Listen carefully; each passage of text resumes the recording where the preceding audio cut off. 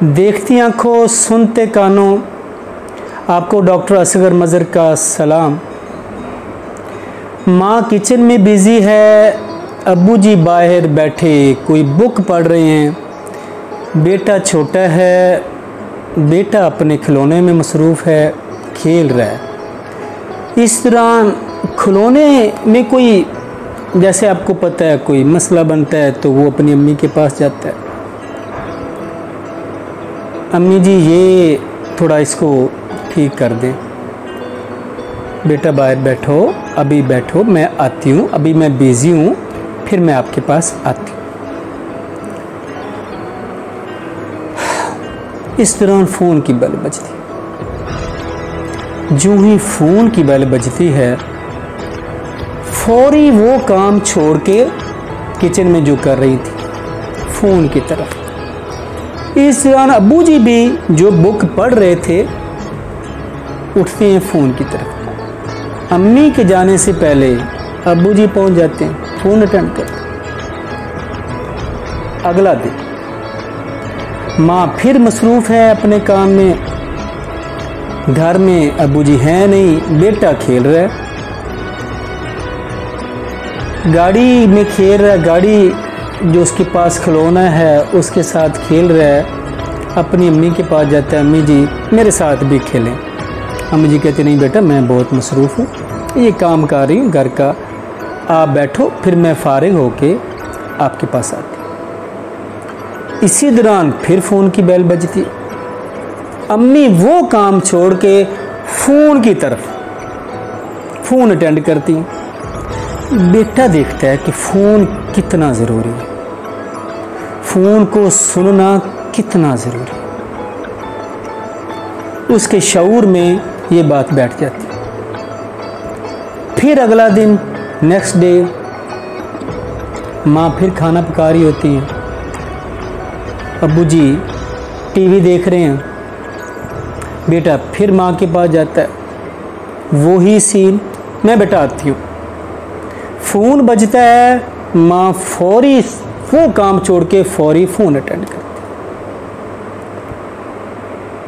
پھر اس کے شعور میں یہ بات بیٹھ گئی کہ میرے کام سے پہلے، میری بات سننے ماننے سے پہلے فون ضروری، فون اٹینڈ کرنا کتنا ضروری۔ اگلا دن اذان کی آواز آتی ہے، امی اور ابو دونوں بیٹھ کے باتیں کر رہے ہوتے ہیں،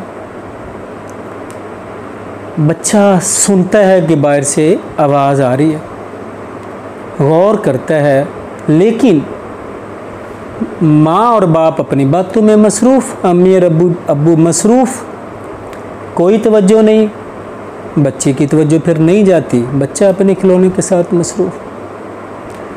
پھر نیکسٹ ڈے، پھر نیکسٹ ڈے، پھر نیکسٹ ڈے، یہی ہوتا ہے۔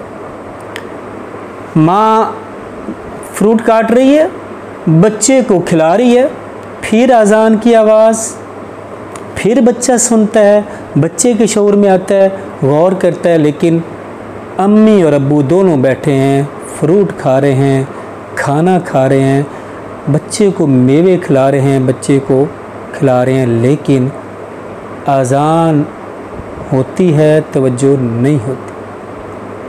اب بچہ پھر اگلا دن، پھر اگلا ماہ، بچہ پھر یہ عادی ہو جاتا ہے کہ اذان آتی ہے، اذان ہوتی ہے، بچہ اپنے کام میں، اپنے کھلونے میں، اپنی پڑھائی میں مصروف رہتا ہے، کیونکہ اس کے ماں باپ نے اس کی طرف جیسے فون کی طرف بھاگ کے گئے، سارے کام چھوڑ کے اذان نہ خود سنی، نہ پھر اذان کا مقصد سمجھا کہ اب نماز کا ٹائم، بچے کو نہیں پتہ چلتا۔ اب بچے کے شعور میں یہ باتیں آہستہ آہستہ بیٹھ جاتی ہیں، ہمارے بچوں کے شعور۔